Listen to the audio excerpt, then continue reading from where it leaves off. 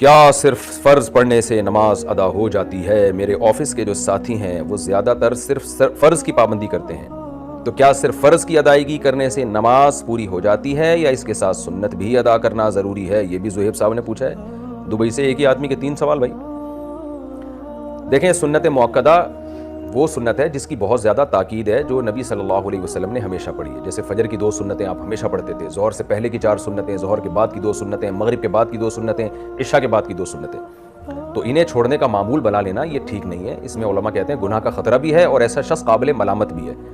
तो अपने दोस्तों को समझाएं कि ये काम ना करें आप। तो इसकी मिसाल ऐसे, जैसे फजर की नमाज में इमाम साहब अगर इन्ना आतईना कल कौसर पढ़ के रुकू कर लें और इसी तरह हमेशा किया करें, तो नमाज तो हो जाएगी फजर की नमाज, क्योंकि सूरह फातिहा भी पढ़ ली, तिलावत भी कर ली।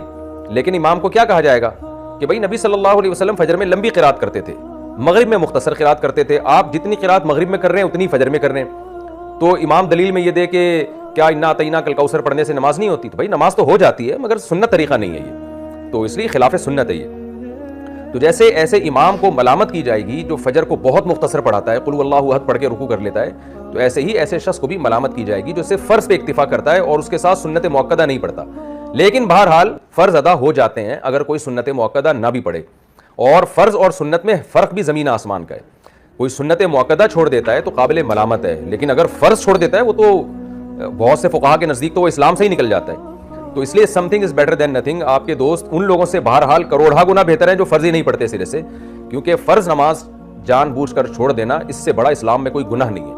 तो जो लोग सुन्नतें नहीं पढ़ते और वो ये कहते हैं कि अगर हम सुन्नतें पढ़ें तो फ़र्ज़ पढ़ना भी मुश्किल हो जाता है, बाज़ लोग ऐसे होते हैं ना कि यार कौन इतनी लंबी नमाज पढ़े, तो उनको हम ये कहते हैं something is better than nothing. कम से कम कबीरा गुनाह से तो अपने आप को बचा लो ना, फ़र्ज़ ही पढ़ लो, ताकि वो जो इतना बड़ा अकबरुल कबाइर है इस्लाम में नमाज का क़ज़ा कर देना, उस जुर्म से तो बच जाओ।